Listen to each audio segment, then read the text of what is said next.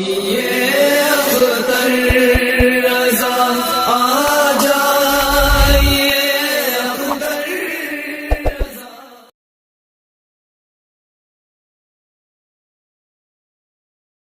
لله رب العالمين والعاقبة للمتقين والصلاة والسلام على سيد الأنبياء والمرسلين وعلى آله الطيبين وأصحابه المطهرين وعلماء أمته أجمعين أما بعد أعوذ بالله من الشيطان الرجيم بسم الله الرحمن الرحيم يا أيها الذين آمنوا صدق الله العظيم وصدق رسوله النبي الأمين الكريم ونحن على ذلك لمن الشاهدين والشاكرين والحمد لله رب العالمين۔ منبر پاک پر تشریف فرما علماء ذوی الاحترام، ائمہ کرام، طلبہ علوم نبوت، حاضرین باوقار، السلام علیکم ورحمۃ اللہ تعالی وبرکاتہ۔ حضرات، اللہ رب العزت کا فضل و کرم اور اس کا احسان عظیم ہے کہ ہم اور آپ اس کے محبوبوں کی یاد میں جس مجلس کو منعقد کیا گیا ہے شریک ہیں۔ قابل مبارکباد ہیں گرامی مرتبت محب مکرم حضرت حافظ و قاری جمال احمد صدیقی علیمی صاحب اور ان کے جملہ رفقائے کار، جن کی جد و جہد اور کوشش سے یہ نورانی منظر اور خوشگوار ماحول ہمیں اور آپ کو میسر آیا ہے۔ رب تعالیٰ اپنے حبیب پاک کے طفیل ہم سب کی اس بزم پاک کی حاضری کو شرف قبول عطا فرمائے۔ مجھ سے پیشتر آپ حضرات نے شاندار نعتیں سنی، منقبت کے اشعار سنے، گھن گرج خطبہ سے ایمان و یقین کو اجالا بخشنے والی تقریریں سنی۔ اسی نورانی ماحول میں نورانی عقیدے کی حامل ایک محترم شخصیت پیر طریقت کی شکل میں ہمارے درمیان نمودار ہوئی، اور اس وقت ہم اور آپ ان کے نورانی چہرے کی زیارت سے اپنے آپ کو شادکام کر رہے ہیں۔ اسٹیج پر جلیل القدر علماء، ائمہ کرام کا ایک نورانی قافلہ ہے، ان کی برکتیں بھی آپ لے رہے ہیں۔ میرے بعد ابھی آپ محترم المقام گرامی مرتبت حضرت بابرکت سید عبدالقدیر صاحب قبلہ کا بیان سماعت کریں گے۔ تھوڑی دیر کے لیے میں بھی آپ کے درمیان ہوں۔ عزیز گرامی مولانا ظفر صاحب نے، حضرت مفتی احمد رضا نظامی علیمی صاحب نے شاندار گفتگو اور ایمان اور عقیدے کو پختہ کرنے والی تقریر کو آپ نے سماعت کیا۔ حضرت محترم قاری جمال احمد صاحب نے جلسے کا عنوان دیا عظمت صحابہ کانفرنس، جشن غوث اعظم، تحفظ مسلک اعلیٰ حضرت کانفرنس۔ اس عنوان کے ذریعہ انہوں نے آپ کو یہ پیغام دیا ہے کہ اگر آپ صحیح معنی میں مسلمان بن کر رہنا چاہتے ہیں، آپ اپنے ایمان کی حفاظت چاہتے ہیں، تو مسلک اعلیٰ حضرت پر قائم رہیں، انشاءاللہ آپ کے ایمان کی حفاظت ہوتی رہے۔ میں کچھ دیر آپ کے درمیان کچھ باتیں عرض کرنے کی کوشش کروں گا، مگر آئیے سب سے پہلے مصطفیٰ جان رحمت، سرور کائنات، فخر موجودات، نبی مکرم، شفیع معظم، رحمت عالم صلی اللہ علیہ وآلہ وسلم کی بارگاہ قدس میں درود و سلام کا نذران عقیدت پیش کریں اور پڑھیں۔ اللہم صلی علی سیدنا و مولانا محمد معدن الجود والکرم والہ الکرام اجمعین۔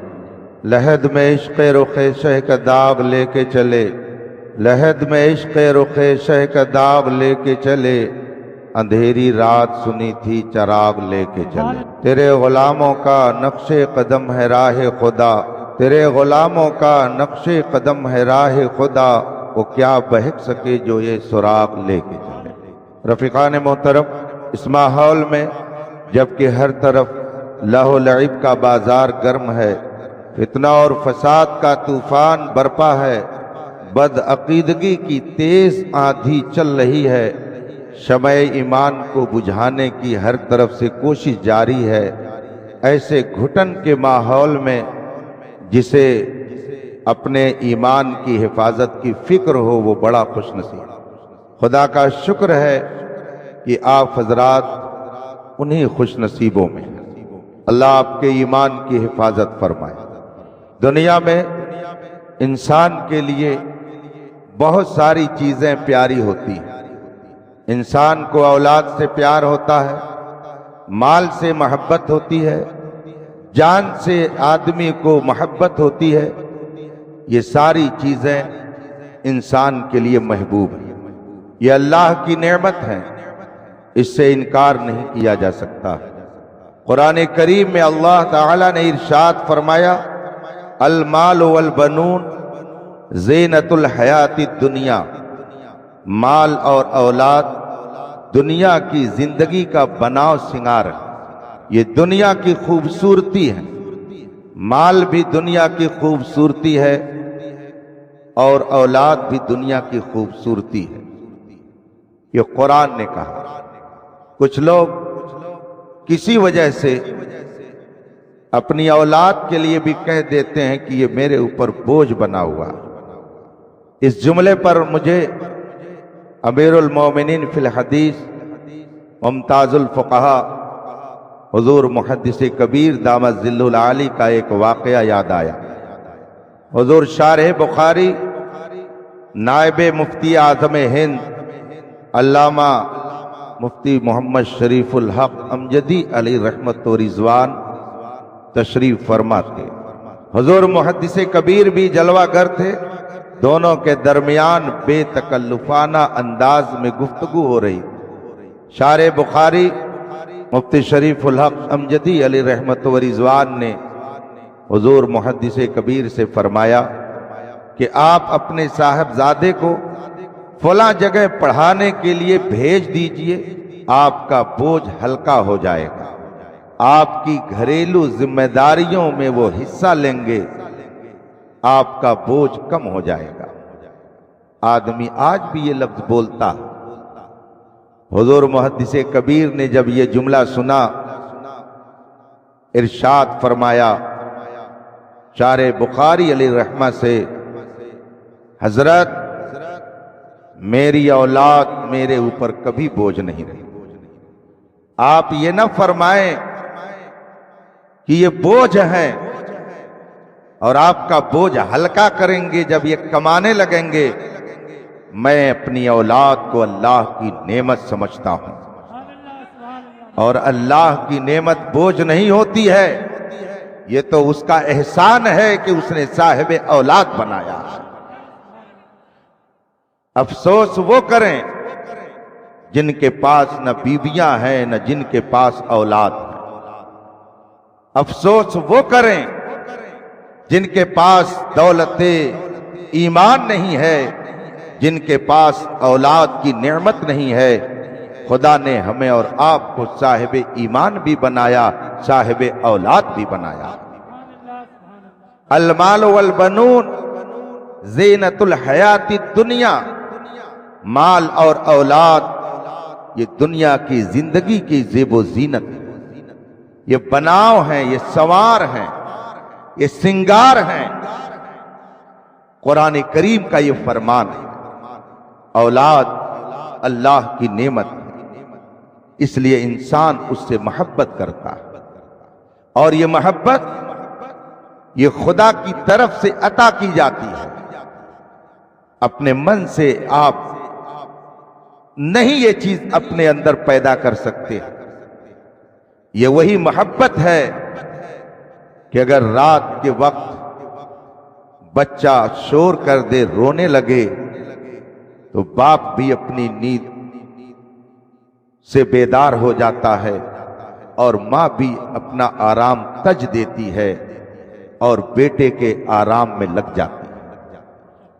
مال بھی اللہ کی نعمت ہے، اس سے بھی انکار نہیں کیا جا سکتا۔ انسان کو مال سے بھی محبت ہوتی ہے اور ہونی بھی چاہیے، جان سے بھی محبت ہوتی ہے اور ہونی بھی چاہیے۔ یہ ساری چیزیں انسان کے لیے محبوب بنائی گئی، مگر سچائی یہ ہے کہ ان میں سے سب محبت میں ایک درجے کے نہیں ہیں۔ اگر کہیں پر اولاد اور مال کے تلنا اور تقابل کی بات آ جائے، ایک طرف اولاد ہو ایک طرف مال ہو، اللہ نہ کرے کہ کسی کی طبیعت ایسی خراب ہو جائے، لیکن ہوتا ہے، بشری تقاضوں کے تحت ایسا ہوتا ہے۔ اگر بیٹے کی طبیعت خراب ہو گئی، باپ ڈاکٹر سے کہتا ہے، ڈاکٹر صاحب آپ پیسے کی فکر مت کیجئے گا، جتنا پیسہ لگ جائے میں نوٹ بچھا دوں گا، لیکن بیٹا ٹھیک ہونا چاہیے۔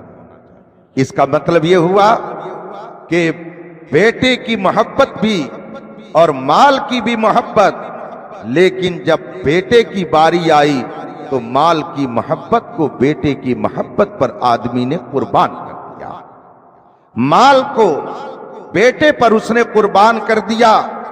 اس کا مطلب ہے کہ مال کی محبت کم ہے، اولاد کی محبت زیادہ۔ پھر اگر اولاد اور اپنی جان کی بات آ جائے اور دونوں میں تقابل ہو جائے، دونوں کا مقابلہ ہو، تو اس وقت سچی بات یہ ہے کہ آدمی اپنی جان کی حفاظت کی زیادہ فکر کرتا ہے بنسبت اولاد۔ کیا ایسا نہیں ہے کہ اگر خدا نہ خواستہ، اللہ نہ کرے کہ کسی کے سامنے یہ مشکل پیش آئے، مگر تقاضائے فطرت کے تحت ایسا ہوتا، اگر بچے کی ولادت کا مسئلہ ہو جائے، طبیعت خراب ہو جائے، ڈاکٹر کہہ دے بچہ اور جچہ دونوں سخت مشکل میں ہیں، دونوں کی حفاظت مشکل ہے، یا تو جچہ صحیح رہے گا یا بچہ صحیح رہے گا، آدمی کیا بولتا ہے؟ آدمی کیا کہتا ہے؟ ڈاکٹر صاحب اگر جچہ رہے گا تو دوبارہ بچہ پھر مل جائے گا۔ گویا جان کی حفاظت اس نے زیادہ پیاری سمجھی، اسی لیے اولاد کو اپنی جان کی حفاظت پر قربان کر دیا۔ تو جان کی بھی محبت، اولاد کی بھی محبت، مال کی بھی محبت، مگر جب مال اور اولاد کی بات آئی تو مال کو اولاد پر قربان کیا، اور اولاد اور اپنی جان کی باری آئی تو اپنی جان کی حفاظت کی، اولاد کو قربان کر دیا۔ یہ انسانی فطرت ہے اور ایسا ہوتا ہے، لیکن یاد رکھیے، نہ تو یہ مال جسے آپ نے اپنا محبوب بنایا یہ آپ کا ساتھ دے گا ہمیشہ، نہ آپ کی اولاد ہمیشہ آپ کا ساتھ دے گی، نہ آپ کی اپنی جان ہمیشہ آپ کے ساتھ رہے گی۔ یہ تینوں کے تینوں جن کو آپ نے اپنا محبوب بنایا تھا، ایک نہ ایک دن آپ کا ساتھ چھوڑ کر کے آپ سے جدا ہو جائیں۔ یہ تینوں کے تینوں آپ کے محبوب ایسے ہیں کہ جن کو آپ چاہ کر کے بھی ہمیشہ اپنے ساتھ نہیں رکھ سکتے ہیں، اور ان تینوں کو ایک نہ ایک دن چھوڑنا پڑے گا۔ حضرت سیدنا جبریل علیہ الصلوۃ والتسلیم نبی کی بارگاہ میں حاضر ہوئے، عرض کی یا رسول اللہ، رب کائنات کا ایک پیغام ہے جو میں آپ کے پاس لے کر کے حاضر ہوا۔ میرے آقا سرور کونین صلی اللہ علیہ وسلم نے ارشاد فرمایا، جبریل وہ خدا کا کیا پیغام ہے وہ مجھے تم سناؤ۔ حضرت جبریل علیہ الصلوۃ والتسلیم نے عرض کی، اللہ نے یہ پیغام بھیجا ہے، عش ما شئت فإنک میت وأحبب من شئت فإنک مفارق۔ وَاعْمَلْ مَا شِئْتَ فَإِنَّكَ مُجْزَى بِهِ۔ حضرت جبریل علیہ السلام نے خدا کا یہ پیغام رسول پاک کو سنایا اور رسول پاک نے پوری انسانیت تک یہ پیغام پہنچا دیا۔ میں نے حضرت سیدنا جبریل علیہ السلام کا یہ پیغام آپ کو سنایا، مگر آپ اس کا ترجمہ نہیں جان سکے، اس کا مطلب آپ نہیں سمجھ سکے، حالانکہ آپ دعویٰ کرتے ہیں کہ اللہ کے رسول ہمارے محبوب ہیں، اللہ ہمارا محبوب ہے، نبی ہمارے محبوب ہیں۔ کوئی محبوب کی بات کو بھی نہیں سمجھتا ہے، کوئی محبوب کے کلام کو بھی نہیں سمجھنا چاہتا۔ آج سے 30 سال 40 سال پہلے جب صرف خط و کتابت کا سلسلہ چلتا تھا، بامبے میں بیٹا کمانے کے لیے آتا، ماں باپ گھر پہ ہوتے، اور یہاں سے اگر بیٹے نے خط لکھ دیا ہوتا اور ماں باپ اسے نہیں پڑھ پاتے تو کیا ایسا نہیں ہوتا تھا کہ وہ بوڑھی ماں، وہ بوڑھا باپ وہ خط لے کر کے کسی عالم اور پڑھنے والے کے پاس جاتا اور کہتا کہ میرے بیٹے نے خط لکھا ہے، ذرا پڑھ کر کے بتا دیجئے کہ میرے بیٹے نے مجھے کیا پیغام دیا ہے۔ یہ ماں کی محبت اور باپ کی شفقت ہوتی تھی کہ اگر خود وہ نہیں سمجھ پاتے تھے تو دوسروں سے اسے پڑھوا کر سمجھنے کی کوشش کرتے تھے، اس لیے کہ وہ بیٹا تھا، بیٹے سے محبت تھی، وہ میرا محبوب ہے۔ آدمی اپنے محبوب کی بات کو نہ سمجھے، یہ محبوبیت کے خلاف ہے، محبت کی غیرت کے خلاف ہے۔ آدمی جس سے محبت کرتا ہے اگر اس کے کلام کو خود نہیں سمجھ پاتا تو دوسروں سے سمجھنے کی کوشش کرتا ہے۔ قرآن خدا کا کلام ہے، حدیث محبوب کی پیاری باتیں ہیں، اسی لیے ہر مومن کو کم از کم اپنے محبوب کی بات یا تو ڈائریکٹ سمجھنے کی کوشش کرنی چاہیے یا جو سمجھدار ہیں ان کی بارگاہ میں پہنچ کر کے سمجھنے کی کوشش کرنی چاہیے۔ میں نے حضرت جبریل علیہ السلام کا وہ ارشاد آپ کے سامنے پیش کیا۔ حضرت جبریل نے جو فرمایا اس کا ترجمہ یہ ہے، رسول پاک کی بارگاہ میں خدا کا پیغام لے کر کے آئے، اسما شیتا فإنک میت، جس طرح چاہو زندگی گزار لو، ایک نہ ایک دن موت کے منہ میں جانا ہے۔ جیسے چاہو زندگی گزار لو، ایک نہ ایک دن موت کا فرشتہ اپنے چنگل میں اپنی گرفت میں لے گا۔ دنیا کا کوئی بڑا سے بڑا ڈاکٹر، بڑا سے بڑا میڈیکل آفیسر بھی تمہیں موت کے پنجے سے نہیں بچا سکتا ہے، یہ ایک حقیقت ہے جسے ہر کوئی تسلیم کرتا ہے۔ اسما شیت فإنک میت، جس طرح سے چاہو زندگی گزارو، ایک نہ ایک دن موت کے منہ میں جانا ہے۔ آج جب علماء کہتے ہیں کہ آپ اپنی مرضی سے نہیں آئے، آپ کو خدا نے بھیجا ہے، اگر مالک نہ پیدا کرتا تو آپ دنیا میں نہیں آ سکتے تھے۔ مالک نے آپ کو بھیجا ہے، خالق نے آپ کو دنیا میں پیدا فرمایا ہے، تو آپ دنیا میں اگر آئے ہوئے ہیں، آپ نے اگر آنکھیں کھولی ہیں تو خالق و مالک کے حکم سے، اور جب دنیا سے جائیں گے تو اپنی مرضی اور اپنے من سے نہیں بلکہ اسی کی مرضی اور اسی کے حکم سے۔ آنا بھی اسی کے حکم سے ہوگا اور جانا بھی اسی کے حکم سے ہوگا۔ نہ آپ اپنی مرضی سے آئے ہوئے ہیں اور نہ اپنی مرضی سے جائیں گے۔ اگر اپنی مرضی سے جانے کی بات ہوتی تو دنیا میں آج بیٹھنے کیا کھڑے ہونے کی جگہ نہیں ملتی، اس لیے کہ اس دنیا میں آنے کے بعد کوئی جانے کے لیے جلدی تیار نہیں ہوتا ہے۔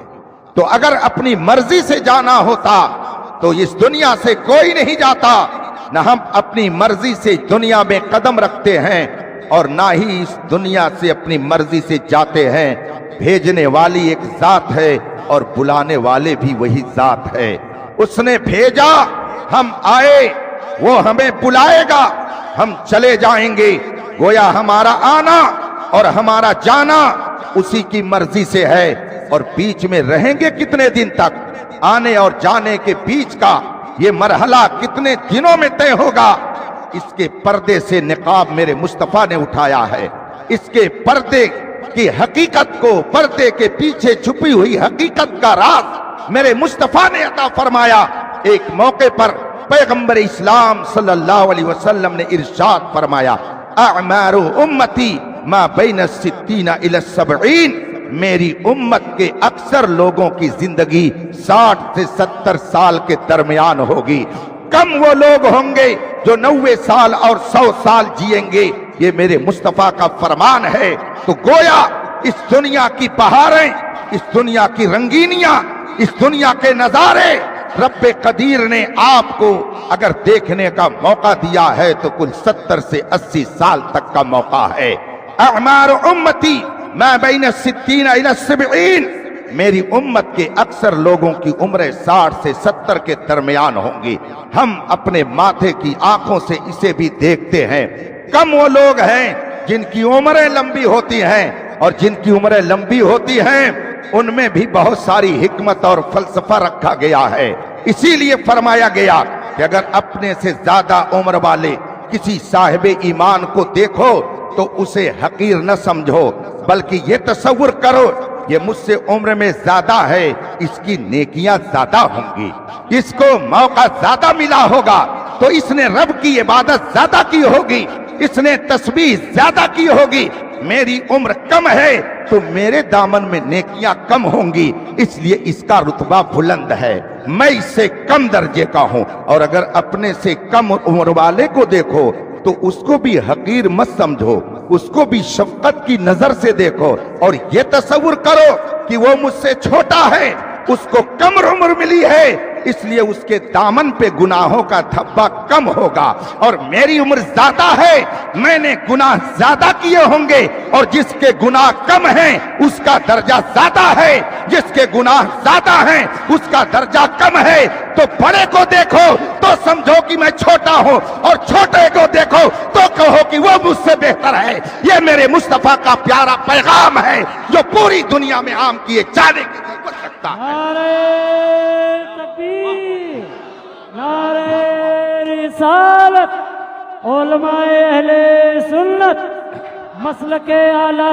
حضرت حضور تاج الفقہا، نعرہ تکبیر، نعرہ رسالت، سبحان اللہ سبحان اللہ۔ دوسری بات، ہم آئے اس کی مرضی سے اور جائیں گے بھی اس کی مرضی سے۔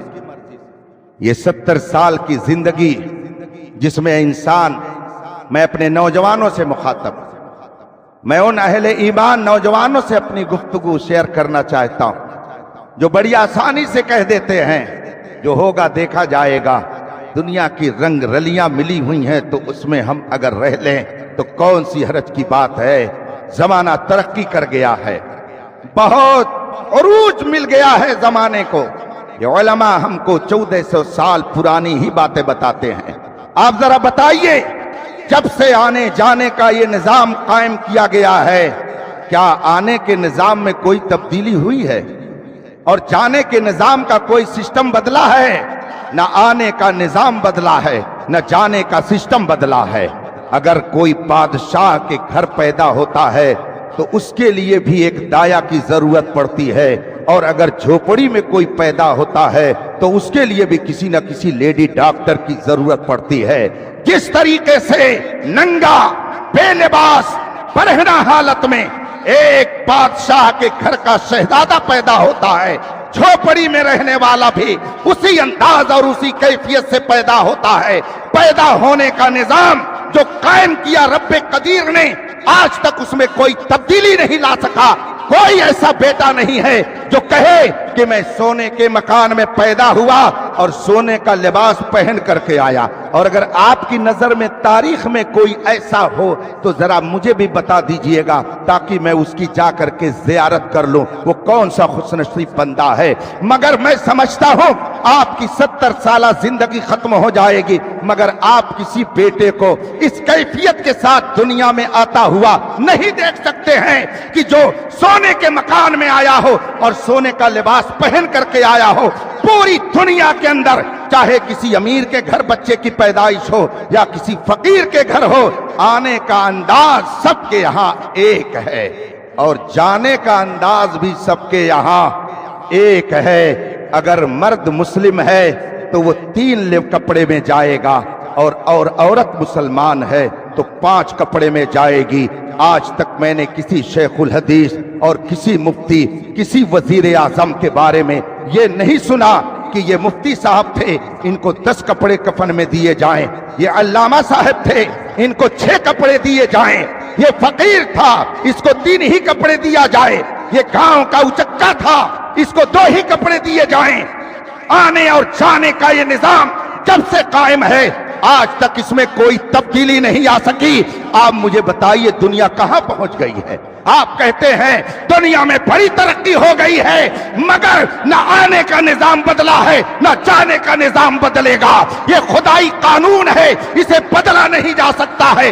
اس لیے میں آخری بات مختصر لفظوں میں آپ کے درمیان رکھنا چاہوں گا کہ اگر آنے کا نظام نہیں بدلا ہے اور جانے کا نظام بھی نہیں بدلا ہے تو زندگی گزارنے کا نظام بھی نہیں بدل سکتا ہے۔ نظام وہی ہے جو رب قادر نے ہمیں عطا فرمایا ہے۔ آپ کہتے ہو ہماری جوانی ہماری مرضی، ہمارا حسن ہماری مرضی، ہماری طاقت ہماری مرضی، ہماری جوانی ہماری مرضی۔ آؤ امام غزالی کی بارگاہ میں چلو، سیدنا امام غزالی کی کتاب پڑھو۔ فرماتے ہیں اے اپنے حسن پر گھمنڈ کرنے والے، اگر تجھے 1 مہینہ مسلسل بخار آ جائے تو تیرا شیدائی، تیرا عاشق جو ہمیشہ تجھ پر اپنی جان چھڑکتا تھا وہ بھی تجھے دیکھنا پسند نہیں کرے گا۔ 1 مہینہ اگر تجھے مسلسل بخار آ جائے تو تیرے حسن کا بھی جنازہ نکل جائے گا، اس پر بھی بخار طاری ہو جائے گا۔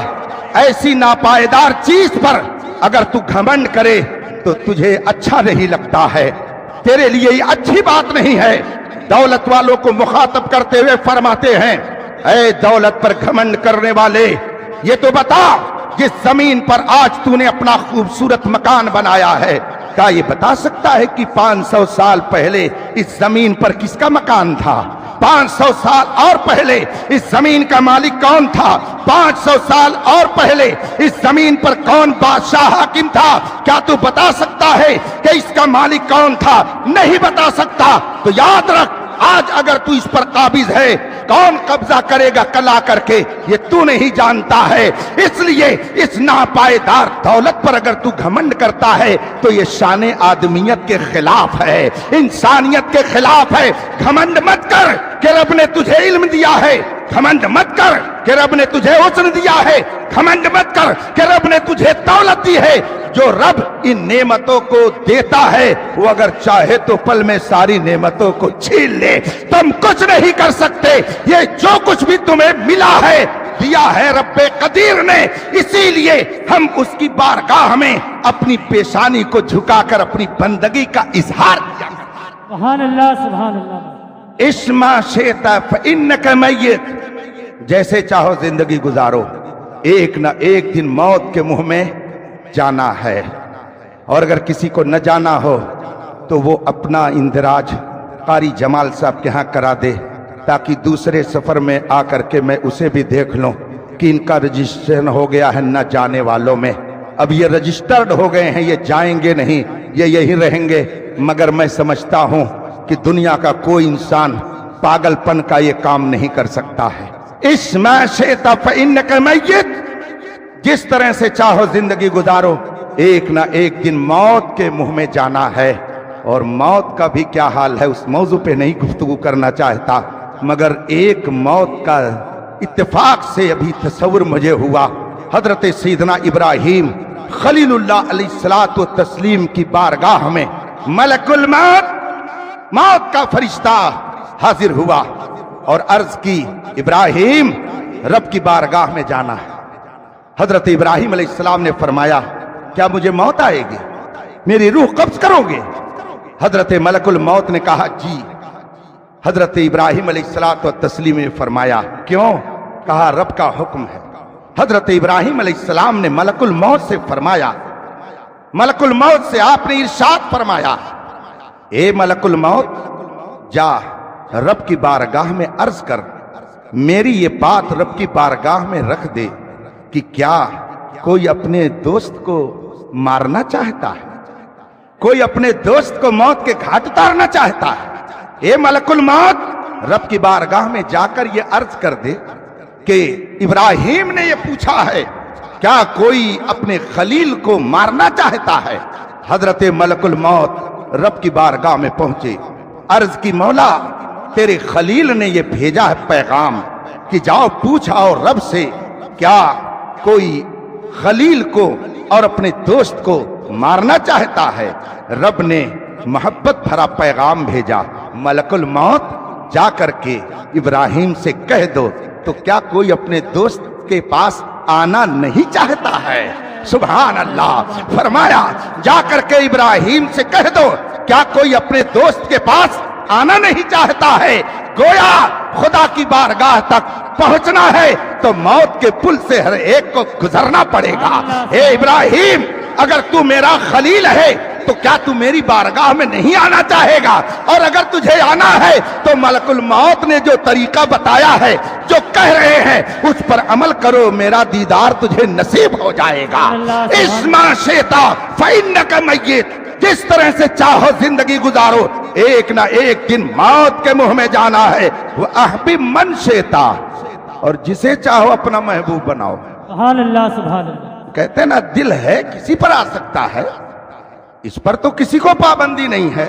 اسما شیتا فإنک میت واحبب من شیتا فإنک مفارق۔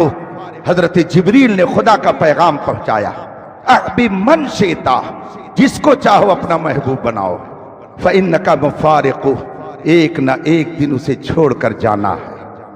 جسے چاہو اپنا محبوب بناؤ، ایک نہ ایک دن اسے داغ مفارقت دینا ہے۔ بیٹے کو اگر آپ نے اپنے دل میں بسایا، آپ نے اس سے محبت کی، بیوی سے محبت کی، آل اولاد سے محبت کی، دوستوں سے محبت کی، زمین جائیداد سے محبت کی، آپ نے جس سے بھی محبت کی، بتائیے اس دنیا میں کون ایسا ہے کہ جس نے موت کے بعد اپنے دوست کے ساتھ جانے کے لیے اپنے آپ کو تیار کیا ہو؟ وہ ماں جس کی ممتا، جس کی شفقت، جس کی محبت آج ضرب المثل کے طور پر دنیا کے اندر بیان کی جاتی ہے، ماں سے زیادہ محبت کرنے والی کوئی دنیا میں اس وقت آپ کو عورت نہیں ملے گی، باپ سے زیادہ شفقت کرنے والا کوئی باپ نہیں ملے گا۔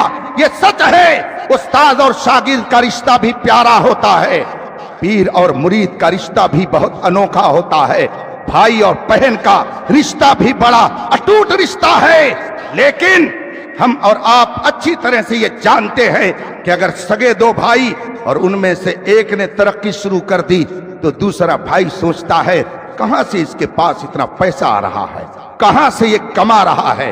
جلن اور حسد کا جرثومہ اس کے اندر بھی کچھ نہ کچھ پیدا ہو ہی جاتا ہے۔ اور اگر مرید پیر سے آگے بڑھنے لگا تو پھر پیر بھی سوچنے لگتا ہے میرا مرید اور مجھ سے آگے بڑھ رہا ہے۔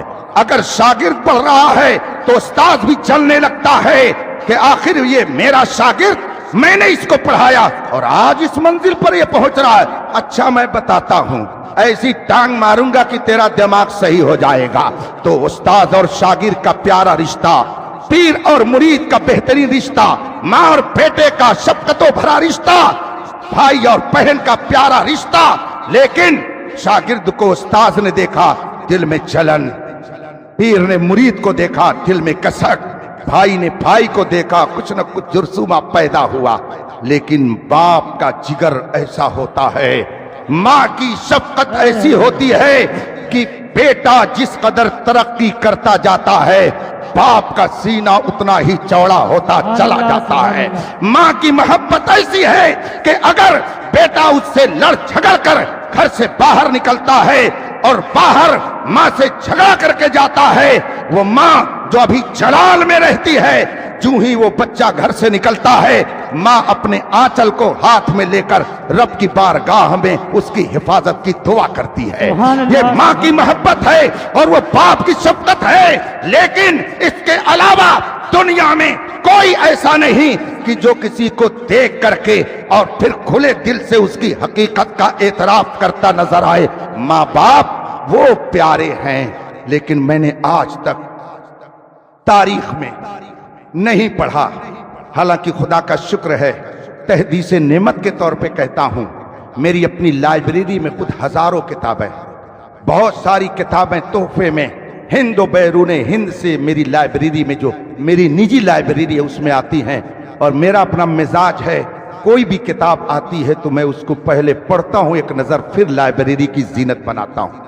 میں اپنے نوجوانوں سے بھی کہوں گا، آپ پڑھیں، آپ گوگل اور یوٹیوب کے اسکالر بننے کی کوشش نہ کریں، آپ کتاب پڑھیں۔ میں ان علماء سے تو نہیں عرض کر سکتا، مگر ان کے تلامذہ اگر یہاں ہوں تو ان سے گزارش کروں گا، آپ کتابیں پڑھیے، علم کا ذخیرہ آپ کو کتابوں میں چھپا ہوا ملے گا۔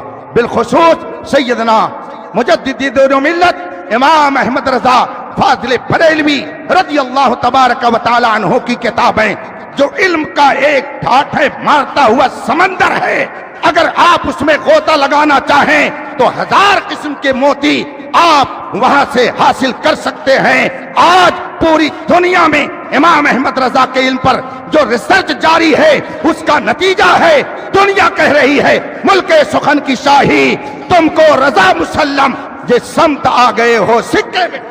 نعرہ تکبیر، نعرہ رسالت۔ میں نے غوث الورا ہزار کتابوں کا مطالعہ کیا ہے، اور ابھی بھی کرتا ہوں۔ رات میں 12 بجے تک آج بھی میں اپنا وقت پڑھنے لکھنے میں صرف کرنے کی کوشش کرتا ہوں، مگر تاریخ میں میں نے آج تک کہیں یہ واقعہ نہیں پڑھا کہ اگر کسی کا بیٹا انتقال کر گیا ہو اور اسے قبر میں دفنانے کے لیے لے جا رہے ہوں تو ماں کہتی ہو کہ مجھے بھی کفنا دفنا کر کے لے چلو، بیٹے کے ساتھ مجھے کر دو، میں بھی اسی قبر میں جا کر کے سوؤں گی۔ آج تک کوئی ماں نہ ملی، نہ کوئی باپ ایسا ملا۔ باپ کی محبت، ماں کی ممتا اپنی جگہ پر، دوست کا پیار، بھائی کا لاڈ، بہن کی ادائیں سب اپنی جگہ پر، مگر کوئی مرنے کے بعد قبر میں جانے کے لیے آج تک تیار ہونے والا مجھے تاریخ میں نہیں ملا۔ حبیب من شئتا، جس سے چاہو محبت کرو، ایک نہ ایک دن اسے چھوڑ کر جانا ہے۔ یہ خدا کا پیغام حضرت جبریل نے میرے آقا تک پہنچایا، اور آقا کریم نے پوری انسانیت کو یہ پیغام عطا کر دیا کہ جس سے چاہو محبت کرو، ایک نہ ایک دن اسے چھوڑ کر کے جانا ہے۔ جب اولاد نہیں جا سکتی ہے تو مال کیا جائے گا، اولاد نہیں جا سکتی ہے تو دوست کیا جائے گا، اولاد نہیں جا سکتی ہے تو احباب کیا جائیں گے، اولاد نہیں جا سکتی ہے تو بیوی کیا جائے گی۔ سارے محبوب یہیں پر چھوڑ کر کے ہی آپ کو جانا ہے۔ نہ آنے کا طریقہ بدل رہا ہے اور نہ جانے کا طریقہ بدل رہا ہے۔ اے نوجوان، کہتا ہے ہماری مرضی، ہم جیسے چاہے رہیں۔ مولانا صاحب ہم کو ٹوکتے کیوں ہیں؟ مولانا صاحب ہماری نصیحت کیوں کرتے ہیں؟ مولانا ہم کو یہ کیوں بتاتے ہیں؟ سنو، علماء کیوں بتاتے ہیں؟ تاکہ اگر آپ آئے ہیں خدا کی مرضی سے، چاہے خدا کی مرضی سے، تو یہ بیچ کی زندگی بھی خدا کی مرضی کے مطابق گزاریں، تاکہ دنیا سے جانے کے بعد رب کی بارگاہ میں ذلیل و رسوا نہ کیے جائیں۔ یا اگر آپ کو دین کی باتیں بتاتے ہیں تو اس لیے تاکہ میدان محشر میں آپ ذلت کا سامنا نہ کریں۔ احبب من شئتا، جسے چاہو اپنا محبوب بناؤ، دل جس کو چاہو دے دو، مگر ایک دن اسے چھوڑ کر جانا۔ اور تیسرا پیغام، وَعَمَلْ مَا شِئْتَ، جو چاہو کرو، جو چاہو کرو۔ قد تبین الرشد من الغی فمن شاء فلیؤمن ومن شاء فلیکفر۔ ہدایت اور گمراہی، حق اور باطل، نور اور ظلمت، سیاہی اور سفیدی، پھول اور کانٹے، خوشبو اور بدبو، سب واضح کر دیا گیا ہے۔ فمن شاء فلیؤمن ومن شاء فلیکفر، تو جو چاہے پھولوں کے راستے پر چلے اور جو چاہے کانٹوں کے راستے پر چلے، مگر یاد رکھنا پھولوں کے راستے پر چلو گے تو دماغ معطر ہو جائے گا، پھولوں کے راستے پر چلو گے تو پیر بھی خوشبودار ہو جائے گا، دماغ بھی خوشبودار ہو جائے گا، اور پیر میں آبلے اور چھالے بھی نہیں پڑیں گے۔ اور اگر کانٹوں کے راستے پر چلیں گے تو پیر بھی لہو لہان ہو جائے گا، دماغ بھی خراب ہو جائے گا، اور منزل مقصود تک آپ آسانی سے نہیں پہنچ سکتے ہیں۔ اس ما شئتا فإنک میت وأحبب من شئتا فإنک مفارق وعمل ما شئتا، جو چاہو کرو، जो चाहो करो, एक ना एक दिन उसका बदला जरूर अपने माथे की आंखों से देखना पड़ेगा। जो चाहो करो, एक ना एक दिन उसका बदला दिया जाएगा। ये 3 पैगाम अल्लाह ताला ने हजरत जिब्रील के जरिया रसूल पाक को पहुंचाया और फिर पूरी दुनिया को ये पैगाम पहुंचा दिया गया। मगर ये भी अपनी जगह मुसल्लम है कि इन तीनों पैगाम में जो दूसरा पैगाम जिसमें फरमाया गया जिससे चाहो मोहब्बत करो, एक ना एक दिन उसे छोड़ करके जाना है। मगर इस कायनात में एक महबूब ऐसा है, सिर्फ एक महबूब ऐसा है कि जब सारे महबूब साथ छोड़ देते हैं वही महबूब इंसान के काम आएगा। जब सारे महबूब साथ छोड़ देंगे वही महबूब कब्र में उजाला बन करके आएगा। उस महबूब को मदीने का महबूब कहते हैं, उस मदीने को खुदा का महबूब कहते हैं, उस महबूब को कायनात का महबूब कहते हैं। जब सारे महबूब साथ छोड़ देंगे, आला हजरत फरमाते हैं कब्र में लहराएंगे ता हस्र चश्मे नूर के जलवा फरमा होगी जब तलात। नारे तकबीर, नारे रिसालत, नारे हैदरी, जश्न गौसुल वरा, मसलके आला हजरत। आप जिसे चाहिए अपना महबूब बनाइए, लेकिन याद रखना ये सारे महबूब यहीं रह जाएंगे। कोई महबूब कब्र में नहीं जाएगा। कब्र में अगर कोई महबूब जाएगा तो वो मदीने का महबूब जाएगा। कब्र में अगर कोई महबूब आपके काम आएगा तो वो मदीने का महबूब काम आएगा। इसीलिए जिंदगी भर इमाम अहमद रजा ने हमें यही दर्स दिया है और हमें बताया है, लहद में इश्क रुखे शह का दाग लेके चले, अंधेरी रात सुनी थी चराग लेके चले। हमेशा यही पैगाम दिया, उन्हें जाना, उन्हें माना, न रखा गैर से काम, लिल्लाहिल हम्द मैं दुनिया से मुसलमान गया। मगर मेरी इस गुफ्तगू का आप ये मतलब मत समझिएगा कि पैसा निकाल करके रोड पर फेंक दीजिए, उसे अब नहीं महबूब बनाना है। औलाद से रुख मोड़ लीजिए, अब उसे महबूब नहीं बनाना है। बीवी से रुख मोड़ लीजिए, माँ बाप की खिदमत छोड़ दीजिए कि हजरत वाला ने रात तकरीर में कह दिया है इन महबूबों से कोई मतलब नहीं है। ऐसा मत कीजिएगा वरना फिर गिरफ्त में आ जाइएगा। इसलिए कि अगर औलाद खुदा ने आपको दी है तो ये भी खुदा की तरफ से इनाम है। खुदा ने आपको साहिब औलाद बनाया है तो ये भी इनाम है। साहिब दौलत बनाया ये भी इनाम है। साहिब इक्तदार बनाया ये भी इनाम है। साहिब हुस्न जमाल बनाया ये भी इनाम है। ये सारे महबूब आप रखिए, मगर थोड़ा सा फर्क समझ लीजिए। एक है इस्तेमाल करने की चीज और एक है दिल से मोहब्बत करने की चीज। दोनों में फर्क होता है। आप अगर यहां से अपने घर यूपी जाएं, अभी मत जाइएगा, कोहरा बहुत पड़ रहा। हम लोग यूपी से कल छुट्टी लेकर के आ रहे हैं। हमारी गवर्नमेंट ने कह दिया कि ठंडक बहुत है, पढ़ाई इस वक्त होगी तो बच्चे परेशान हो जाएंगे, जाइए 10 रोज की छुट्टी है, गर्मी वाले इलाके में चले जाइए, लोगों को अपना पैगाम पहुंचा दीजिए। खुदा का शुक्र है आपके दरमियान इस वक्त हाजिर हो गए हैं। अभी मत जाइएगा, लेकिन जब जाने का मौका होगा, आप अगर जाएंगे, आपने एसी का अगर टिकट कटा लिया, आप जा करके बैठेंगे गाड़ी में, थोड़ी देर के बाद अटेंडर आएगा, वो आपको ब्लैंकेट देगा, आपको बेडशीट देगा, आपको तकिया देगा, वगैरह वगैरह। आप उसको बिछा लेंगे और जो ही गोडा बस्ती करीब होगा कहेगा सर ये चादर जरा दीजिए, ये जरा ब्लैंकेट दीजिए, जरा ये तकिया दीजिए, ये जरा बेडशीट भी दे दीजिए। क्या आप कभी उससे लड़ते हैं? कभी आप उससे झगड़ते हैं? कभी उससे आप बैठ करके बहस करना शुरू कर देते हैं? नहीं, ऐसा नहीं होता है। क्यों? इसलिए कि आप जानते हैं कि हमें ये चादर मिली है इस्तेमाल करने के लिए।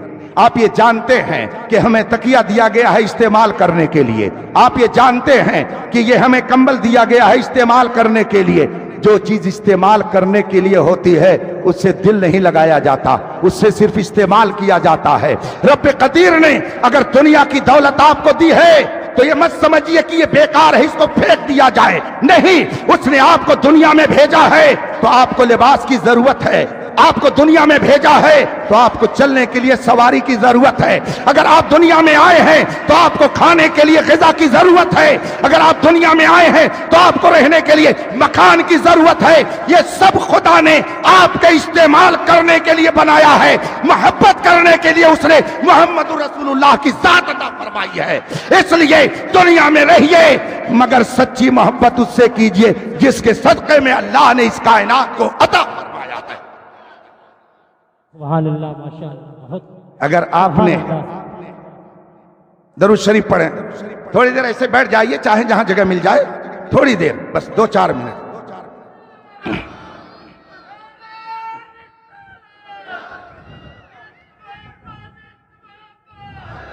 اب بس بہت تیزی سے میں آخری اسٹیج پر جا رہا ہوں. عظمت صحابہ کانفرنس. ہم میں سے کون ہے جس نے حضرت جبریل علیہ السلام کو خدا کے پاس سے وہی لا کر نبی کے دربار میں پیش کرتے ہوئے کس نے دیکھا؟ ہم میں سے کون ہے جس نے دیکھا؟ ہم میں کون ہے جس نے وہ کنڈیشن دیکھی کہ جب حضرت جبریل وحی الہی لے کر آ رہے تھے، میرے مصطفیٰ جان رحمت پر جو کنڈیشن، جو کیفیت طاری تھی، ہم میں سے اس کیفیت کو کس نے دیکھا؟ کون ہے ہم میں جس نے حضرت جبریل کو خدا کا پیغام لاتے ہوئے دیکھا؟ ہم میں کون ہے؟ اتنے لوگ بیٹھے ہوئے ہیں، بتائیے وہ کون ہے کہ جس نے صرف محمد عربی کی ذات کے لیے اپنی جان، اپنی اولاد اور اپنی دولت کے کہانے کو کھول کر کے سب کچھ قربان کر دیا اور یہ کہا ہو کہ حق تو یہ ہے کہ حق ادا نہ ہوا؟ ہم میں سے کون ہے آئے میدان میں؟ آج ہمارا حال یہ ہے کہ اگر کوئی بدعقیدہ ہو گیا اور اپنا سگا رشتہ دار ہے، اپنا سگا بھائی ہے، اور اگر بدعقیدہ ہو گیا، اور قاری جمال صاحب نے اور حضرت چشتی صاحب دامت ظلہ العالی اور ان علماء نے کہا وہ تمہارا بدعقیدہ رشتہ دار ہے، نبی کا گستاخ ہے، اسے دعوت مت دینا. کہتے ہیں حضرت کیا بتائیں، ہے تو فلاں عقیدے کا، ہے تو ایسا، لیکن کیا بتائیں وہ ہمارے ماموں کا سگے ماموں کا لڑکا ہے، وہ تو ہمارا چچا ہے، اس کو کیسے چھوڑ دیں؟ وہ ہمارا سگا بھائی ہے. حضرت وہ تو میرا داماد ہے، کیسے چھوڑ سکتا ہوں؟ کون ہے ہم میں کہ جس کے دل میں نبی کی محبت ایسی ہو؟ مگر خدا کی قسم حضرت امیر معاویہ وہ ہیں کہ ان کی بہن جن کا نام ام حبیبہ ہے پوری کائنات کے مومنوں کی ماں ہیں، رسول پاک کی زوجہ محترمہ ہیں، حضرت سفیان کی شہزادی ہیں، مصطفیٰ جان رحمت کی پیاری بیوی ہیں، ساری کائنات کے مومنوں کی ماں ہیں، امیر معاویہ کی سگی بہن ہیں، ام حبیبہ نام ہے، مکے سے مدینے آ گئی ہیں، رسول پاک کے ساتھ مدینہ منورہ میں جلوہ گر ہو کر کے اپنے فیض و برکات سے مستفیض فرما رہی ہیں. آپ کے والد ابو سفیان ابھی میرے مصطفیٰ کے دشمن تھے، رسول پاک کے مخالف تھے، اور آئے کسی کام سے مکہ سے چل کر مدینہ طیبہ، اور سوچا کہ میری بیٹی ہے، ذرا اس بیٹی سے ملاقات کر لوں، ام حبیبہ کے پاس چلا جاؤں، ذرا ان سے خیریت معلوم کر لوں. حضرت ام حبیبہ جو حضرت امیر معاویہ کی سگی بہن ہے، حضرت امیر معاویہ کی سگی بہن ہے، حضرت ابو سفیان کی بیٹی ہیں. ابو سفیان ابھی ایمان کی دولت سے مشرف نہیں ہوئے تھے. حضرت ام حبیبہ کے دولت قدے پر جا رہے، حجرے ام حبیبہ کی طرف قدم بڑھا رہے ہیں. ام حبیبہ رضی اللہ تعالی عنہا نے جو ساری کائنات کے مومنوں کی ماں ہے، ام المومنین، انہوں نے دیکھا کہ میرے باپ آ رہے ہیں، جلدی سے بستر جو بچھا ہوا تھا اسے سمیٹ کر کے کنارے رکھ دیا، اور اس کے بعد جب ابو سفیان گھر میں داخل ہوئے کہا ابا جان بیٹھ جائیے. بیٹھے مگر ابو سفیان سے نہ رہا گیا اور فوراً انہوں نے پوچھ لیا، بیٹی میں تو تیرا باپ ہوں، مکے سے چل کر کے آیا ہوں. عرب کا دستور تو یہ ہے کہ اگر بستر سمیٹ کر کے رکھا ہوا ہو اور کوئی عام مہمان آ جائے تو اس کے لیے بستر کو بچھا دیا جاتا ہے. عرب کا دستور تو مہمان نوازی کا ہے، آخر تو نے اس بستر کو دیکھ کر کے مجھے سمیٹ کر کے کنارے کیوں رکھ دیا؟ اس کا جواب دو. بیٹی کا جواب سنیے. آج جو لوگ اس طریقے کا تبرع کرتے ہیں سیدنا امیر معاویہ، میں خدا کی قسم کھا کے کہتا ہوں چاہے وہ کسی خانقاہ کا ہو، چاہے وہ کسی درسگاہ کا ہو، چاہے وہ کسی عبادت گاہ کا ہو، چاہے وہ کسی ملک کا ہو، ہم کو اس سے مطلب نہیں ہے، ہمیں مصطفیٰ کا ارشاد سب سے پیارا ہے۔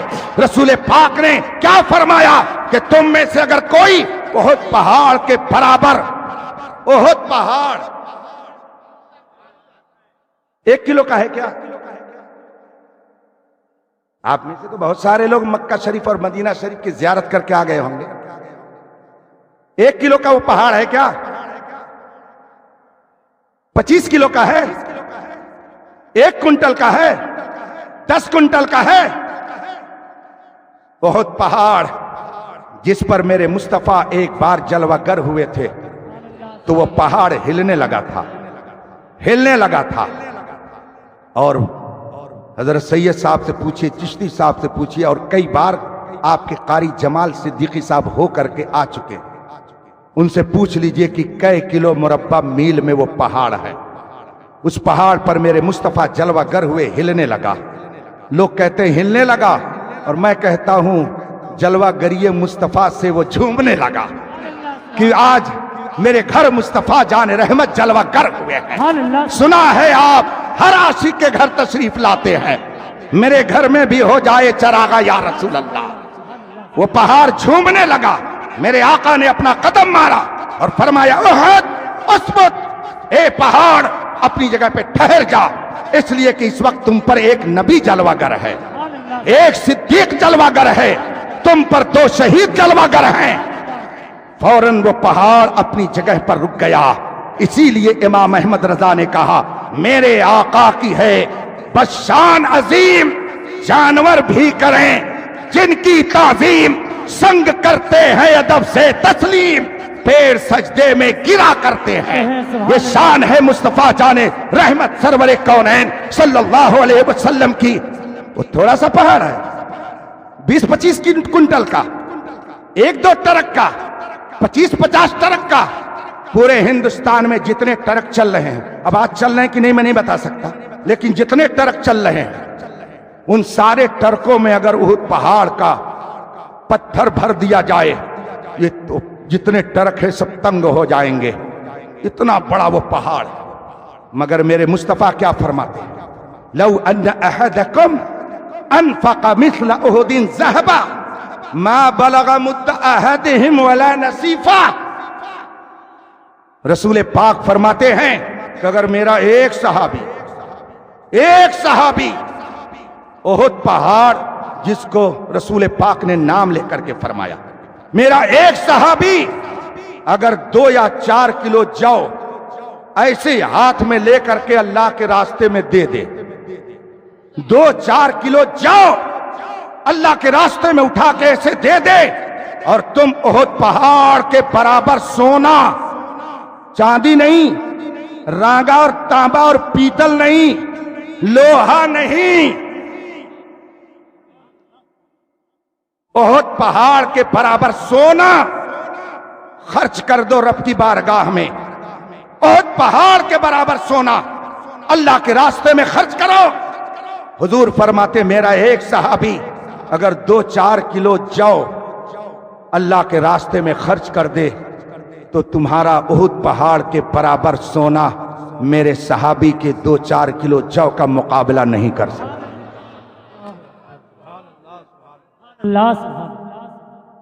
آپ نے غور نہیں کیا حضور نے کیا فرمایا؟ میرا صحابی 2-4 کلو جو خرچ کر دے۔ گویا جو صحابی نہیں ہے، جو صحابی نہیں ہے، بلکہ وہ تو خرچ کی جانے والی ایک چیز ہے، مگر صحابی کے ہاتھ سے اگر وہ لگ جائے، صحابی سے اگر اس کو نسبت ہو جائے، ہمیں ذرا نسبت صحابیت کو دیکھو۔ کیوں کہتے ہو صحابیت ہی سب کچھ نہیں ہے؟ آؤ بتاؤ میں کہ صحابیت کا کیا مقام ہے۔ اگر ایک شخص جو جاں بلب ہے، جان نکلنے والی ہے، جان نکلنے والی ہے، اور اسی حالت میں جبکہ ابھی مومن نہیں تھا، جان نکلنے والی تھی، اور ادھر سے مصطفیٰ کا گزر ہو گیا، उधर से रसूल पाक गुजर गए, नूरानी चेहरे को देखा, फौरन उसने कलमा पढ़ लिया, मोमिन हो गया, वो सहाबी हो गया। बताइए, उसने कोई नमाज पढ़ी, उसने कोई रोजा रखा, उसने ज़कात दी, उसको किसी बड़े खानदान से निस्बत हुई? नहीं हुई, मगर वो सहाबी होकर के दुनिया से गया। बताइए, उसके लिए सहाबियत ही सब कुछ है कि नहीं है? उसके लिए सहाबियत ही सब कुछ है, सारा सरमाया सहाबियत का है। एक सहाबी रसूल नबी की बारगाह में पहुंचे, अर्ज की, या रसूल अल्लाह, कयामत कब आएगी? मता तक़ूमुस्साअह, कयामत कब आएगी? रसूल पाक ने जब ये सवाल किया, सहाबी रसूल ने अर्ज की, या रसूल अल्लाह, मद्दखरतु लहा शय्या। मैंने रसूल पाक से जब उसने पूछा कयामत कब आएगी, मेरे आका ने फरमाया, तुमने कयामत की तैयारी क्या की है, जरा बताओ तो। कितनी नमाजें पढ़ी, कितने रोजे रखे, कितनी नेकियां की? वो सहाबी रसूल थे, सुभान अल्लाह, कितना प्यारा जवाब दिया। अर्ज करते, या रसूल अल्लाह, मद्दखरतु लहा शय्या, मैंने कयामत की कुछ तैयारी नहीं की, मेरे पास कुछ नहीं है, बस या रसूल अल्लाह, आपका जलवा देखता हूं तो दिल में आपकी मोहब्बत हो, और इसके अलावा मेरे पास कुछ नहीं है। मेरे आका ने ये नहीं फरमाया कयामत के दिन मेरी मोहब्बत नहीं काम आएगी, मेरा दीदार नहीं काम आएगा, जाओ रोजा नमाज करो, जाओ कुछ और नेकियां कर लो। रसूल पाक फरमाते हैं, अल मरउ मअ मन अहब्बा, आदमी दुनिया में जिससे मोहब्बत करेगा, मैदान महशर में उसी के साथ उठाया जाएगा।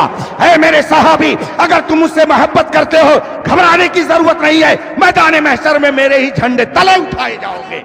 तभी तो हम कहते हैं, न ताअत पर, न तकवा पर, न ज़ुहद और इत्तिका पर है हमारा नाज, जो कुछ है मोहब्बत। अल्लाह, नारे तकबीर, नारे रिसालत, नारे हैदरी, सुभान अल्लाह, सुभान अल्लाह। हजरत उम्मे हबीबा ने जब देखा, बिस्तर समेट करके रख दिया। अबू सुफियान ने कहा, बेटी, मैं तेरा बाप मक्के से चल करके आया, तुझसे मिलने के लिए मैं तेरे घर आ गया, अपने किसी काम से मदीने में आया हुआ था, मैंने सोचा मेरी बेटी है, चल करके मैं उससे मुलाकात कर लूं, मेरी शहजादी मेरे दिल का टुकड़ा है, चल करके मैं उसकी खैरियत मालूम कर लूं, और तूने मुझे देख करके बिस्तर समेट दिया। यहां कितनों को मैं जानता हूं, सैयद साहब माफ फरमाएंगे, कितनों को मैं जानता हूं कि जो सैयद नहीं है सैयद लिखते हैं, और राफिजियों और वहाबियों के यहां उनकी रिश्तेदारी है, यह भी मैं जानता हूं। इसलिए सहाबा की शान में तबर्रा करने का मिजाज सुन्नियों को मत दीजिए। हम सुन्नी हैं, हमको सुन्नी रहने दीजिए। हम अगर किसी पीर को मानते हैं तो इसलिए कि हमें खुदा रसूल का रास्ता दिखाता है, हम किसी आलिम को अगर मानते हैं तो इसलिए कि हमें दीन की बातें बताता है, और जो हमें दुश्मनों की बात सिखाए हमें उससे कोई गरज नहीं है, हम तो उसके रास्ते पर चलेंगे जो हमें खुदा और रसूल का रास्ता दिखाता है। सुभान अल्लाह, सुभान अल्लाह, सुभान अल्लाह। हजरत उम्मे हबीबा ने कितना प्यारा जवाब दिया। फरमाती हैं, आप मेरे बाप हैं, इससे किसको इनकार है? आप बेशक मेरे बाप हैं और मैं आपकी बेटी हूं, इससे भी किसको इनकार है?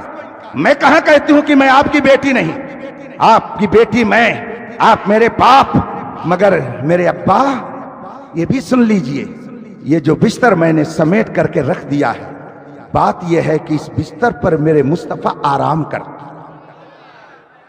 आकाए कायनात इस पे जलवागर होते हैं, मेरे नबी इस पर सोते हैं। आप अगरचे मेरे बाप हो, मगर आप मेरे मुस्तफा की अदावत अपने दिल में रखते हो, आप कुफ्र की गंदगी लेकर के आए हो, इसलिए आप इस बिस्तर पर बैठने के लायक नहीं हो। मैंने इसलिए इस बिस्तर को समेट करके अलग कर दिया।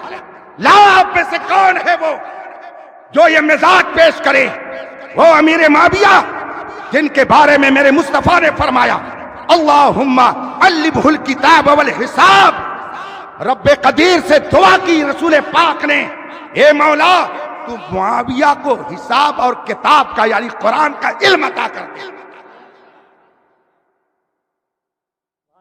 1000 अकवाल पेश करूंगा सहाबा और ताबईन के, जिन्होंने हजरते अमीर माविया रजी अल्लाह ताला अन्हु के फजाइल और मनाकिब को जिक्र किया है अपनी किताबों के अंदर। झूठ बोलते हो स्टेज पर, कहते हो कि ताजुश्शरिया ने फला तंजीम को इसीलिए काफिर कहा, ये झूठ है। मेरे ताजुश्शरिया ने कभी इस तरह की बात नहीं कही। मैं जानता हूं मुझसे ज्यादा आप में से कोई ताजुश्शरिया से करीब नहीं। खुदा का शुक्र है मैं तन्हाइयों में भी ताजुश्शरिया के पास बैठता। खलवत और जलवत मैंने उनकी देखी है, मैंने उनके शब रोज देखे हैं, मैंने उनकी एक एक अदाओं को देखा है, मैंने उनके चलने फिरने को देखा है, मैंने उनकी गुफ्तगू को देखा है, सुना है। वो जब मक्के में थे तो वहां भी मैंने उनको देखा, मदीने में थे वहां भी उनका जलवा, हिंदुस्तान में तो अल्हम्दुलिल्लाह कान जिधर लगाइए तेरी ही दास्तान। मैंने उनको सफर व हजर में देखा, कभी वो अपनी जबान से कोई नाजेबा बात नहीं फरमाते। एक मौके पर किसी ने हुजूर ताजुश्शरिया से कह दिया कि हुजूर, कुछ लोग कहते हैं कि हजरत ने फला तंजीम को काफिर कह दिया और कुफ्र का फतवा दे दिया। हजरत जलाल में आ गए, उर्से आला हजरत का मौका आया। जिस वक्त जिस जगह हुजूर ताजुश्शरिया का मज़ार पुर अनवार है, तसव्वुर में बरेली पहुंच जाइए, उनका साया एक तजल्ली, उनका नक्शे पा चराग, वो जिधर गुजरे उधर ही रोशनी होती गई। हुजूर ताजुश्शरिया जिस जगह जलवा फरमा है, आखिरी कुल की महफिल उर्से आला हजरत के मौके पर वही सजदी। हजरत ने खिताब फरमाना शुरू किया और फरमाया, कुछ लोग मेरे बारे में कहते हैं कि मैंने फला तंजीम को काफिर कहा है, ये झूठ है। मैं मसले तकफीर में अपने जद्दे अमजद सैयदना इमाम अहमद रजा के मसलक पर मुकम्मल तौर से अमल करता, और जब तक किसी का कुफ्र सूरज से ज्यादा रोशन ना हो जाए, मैं किसी के लिए हुक्म कुफ्र सादिर नहीं करता। यह हुजूर ताजुश्शरिया का फरमान है, और तुम स्टेज पर अपनी बात को बावजन बनाने के लिए ताजुश्शरिया पर इफ्तरा करते हो। जो लोग इस तरह की बातें करते हैं उन्हें अपना भी मुहासबा करना चाहिए।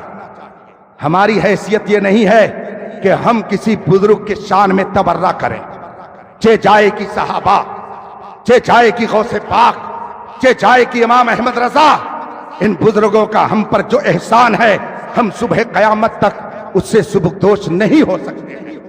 आज अजमत सहाबा कॉन्फ्रेंस कारी साहब ने अपने अहबाब के साथ मिलकर की, ये वक्त की जरूरत थी, इसलिए कि हमारे कितने नौजवान जो सहाबा की शान में गुस्ताखी करने लगे।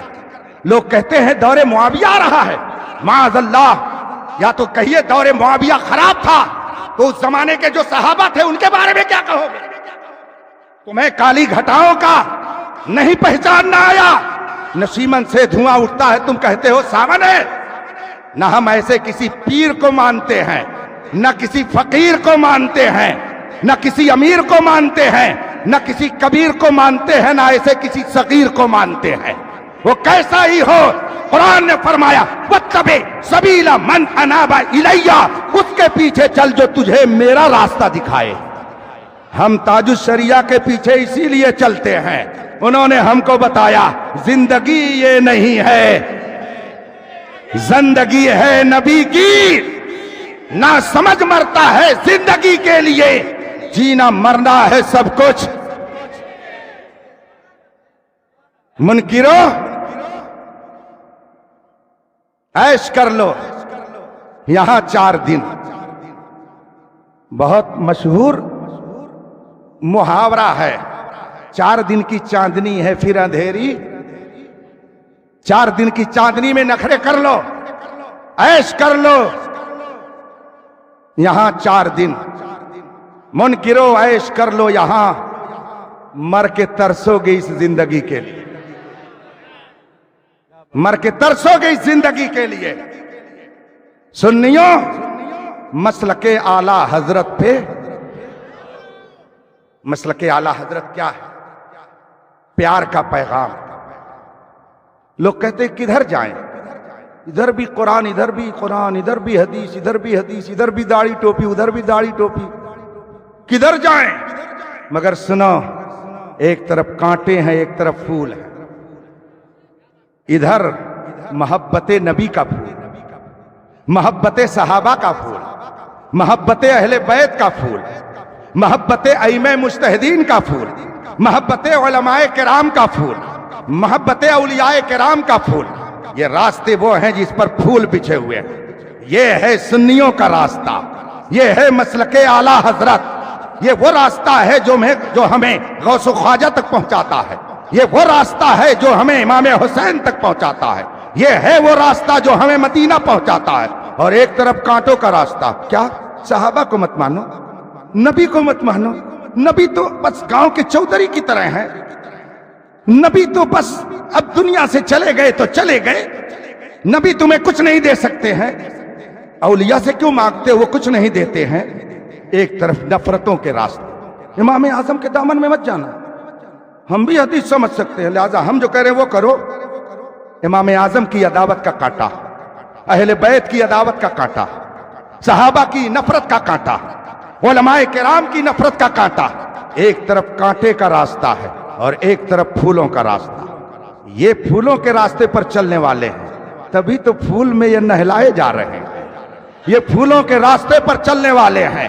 ابھی وقت ہے، امام احمد رضا سے حسد مت کرو، جلن مت کرو، تاج الشریعہ سے عداوت مت کرو، ابھی وقت ہے۔